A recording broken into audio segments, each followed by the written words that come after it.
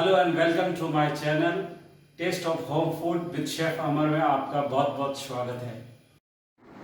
आज मैं आपके साथ पोहा कटलेट्स की रेसिपी शेयर करने जा रहा हूँ। ये ब्रेकफास्ट की सिंपल और बहुत ही टेस्टी डिश है, तो आप घर पर बनाकर ज़रूर ट्राई कीजिए। आप मेरा वीडियो शुरू से एंड तक देखते रहिए। अगर आपको मेरी रेसिपी अच्छी लगी हो तो लाइक कीजिए और मेरे चैनल को अपने फ्रेंड के साथ शेयर कीजिए। यदि आप मेरे चैनल पर नए हैं तो सब्सक्राइब कीजिए और बेल आइकॉन पर ऑल ऑप्शन प्रेस कीजिए ताकि आपको मेरी नई रेसिपी का नोटिफिकेशन मिल सके। तो आइए बनाना शुरू करते हैं। मेज़रमेंट कप से 1 कप पोहे लिए हैं। पोहे को अलग अलग जगह पे अलग अलग नाम से जानते हैं। आप मेज़रमेंट के लिए किसी भी कप या कटोरी का इस्तेमाल कर लीजिए। अब इनको नॉर्मल पानी में 1 से 2 बार रनिंग वाटर में वॉश कर लेंगे, यानी धो लेंगे, जिससे ये थोड़े से क्लीन हो जाए।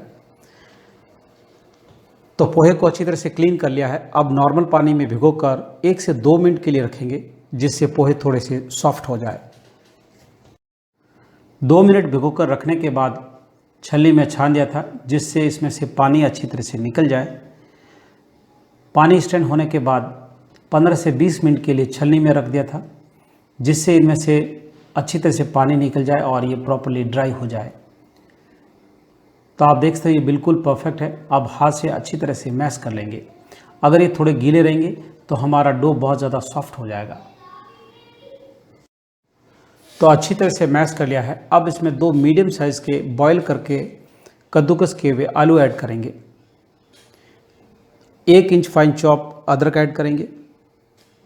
1 ही फाइन चॉप की हुई हरी मिर्ची ऐड करेंगे।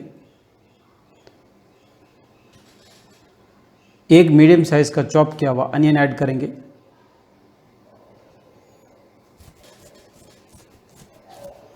थोड़ी सी चॉप की हुई कैप्सिकम यानी शिमला मिर्च,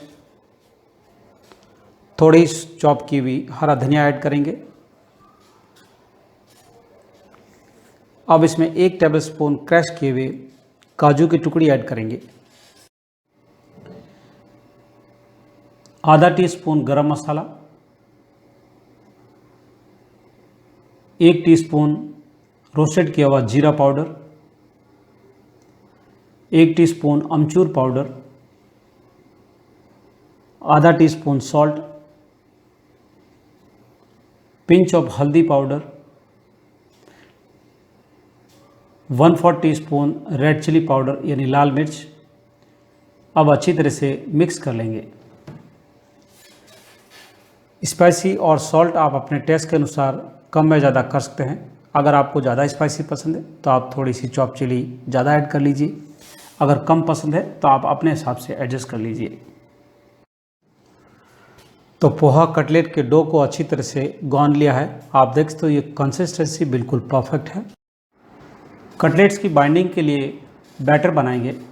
1 बड़ा चम्मच मैदा लिया है। पिंच ऑफ सॉल्ट ऐड करेंगे।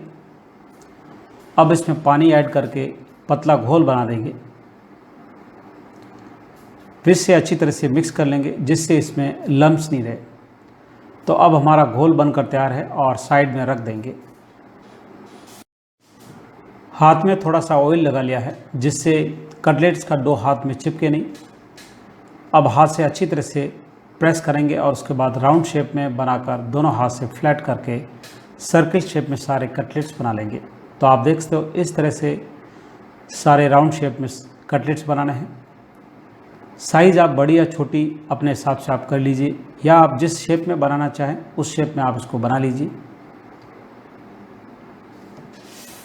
तो ये बनाना बहुत ही इजी है। तो आप ब्रेकफास्ट में ज़रूर बनाकर ट्राई कीजिए। और आपको ये मेरी रेसिपी कैसी लगी, आपका अनुभव मेरे साथ ज़रूर शेयर कीजिए। सारे कटलेट्स को सर्किल शेप में बनाकर तैयार कर दिया है। अब इनको ब्रेड क्रम्ब में कोट कर लेंगे। कटलेट्स को कोटिंग करने के लिए ब्रेड से बना हुआ ब्रेड क्रम्ब लिया है। अब इसको जो मैंने बैटर बनाया था उस बैटर में हल्का सा इसको डिप करेंगे। उसके बाद ब्रेड क्रम्ब से अच्छी तरह से कोट कर लेंगे, यानी उस पर अच्छी तरह से लगा लेंगे। तो इस तरह से सारे कटलेट्स को ब्रेड क्रम्ब में कोटिंग करना है।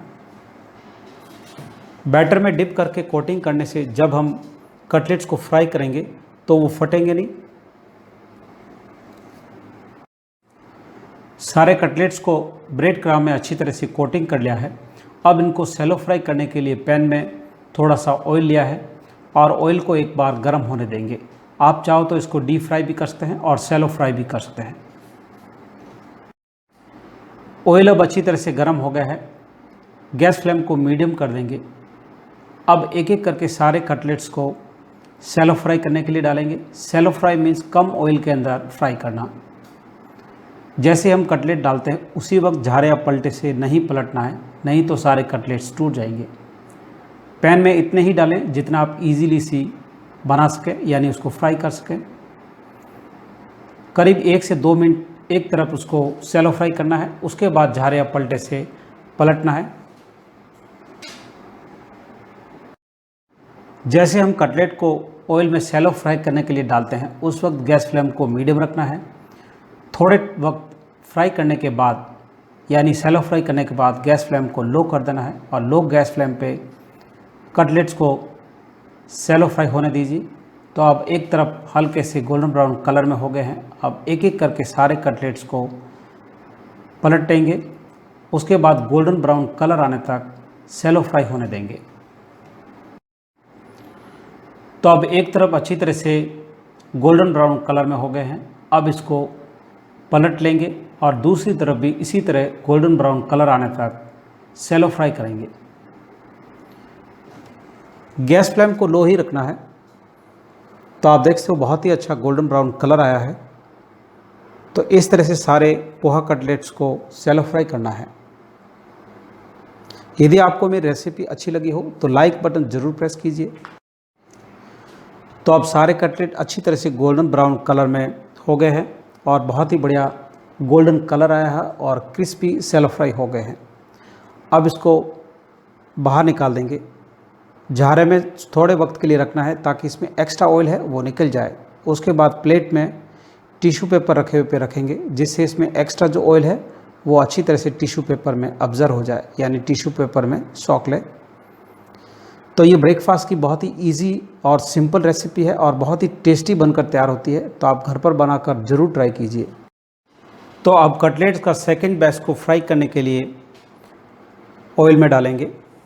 तो जिस तरह से पहला बैच फ्राई किया है, यानी शैलो फ्राई किया है, इसी तरह इसको भी करना है। तो एक एक करके सारे कटलेट्स को पैन में डाल दिया है। अब करीब 1 से 2 मिनट के लिए एक तरफ लो गैस फ्लेम पे शैलो फ्राई होने देंगे। उसके बाद झारे या पलटे से पलटना है और फिर 2 से 3 मिनट के लिए लो गैस फ्लेम पे शैलो फ्राई होने दीजिए।